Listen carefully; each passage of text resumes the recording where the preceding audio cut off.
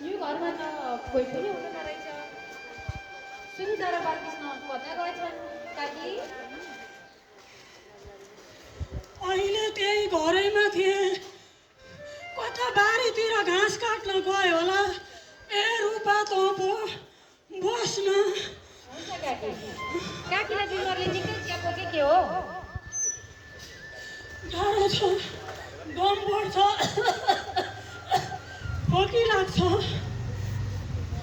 गाह्रो छ, बाँचिँदैन होला। मलाई धेरै गाह्रो भएको छ। होइन काकी, बाँकी छ, हरेस खानु हुँदैन। हातखुट्टा भत्रकै गल्छ। आँखा भन्ने देखिँदैन। मैले हरेस देखाएर के गर्ने रूपा? होइन काकी, यसो सबैलाई नाक लगाउनु पो लाग्यो कि दामी झाँक्री पो लगाउने हो कि? दामी झाँक्रीले कालो भुको चाहिन्छ, भाले चाहिन्छ भनेर मागेको थियो। सबै सामान ल्याएर के गर्दा पनि भएन।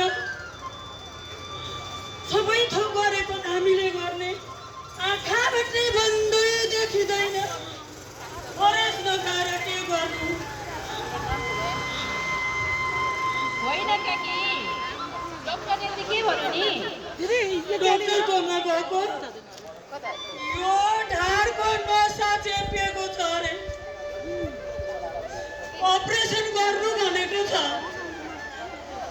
अनि यसै सुगर थाइराइड जति हुनु सबै पहिल्यै भएछ। होइन काकी, औषधि खाएपछि सबै ठिक भइहाल्छ नि। खोइ औषधिले के होला र? तँ कताबाट आइरहेथिस्?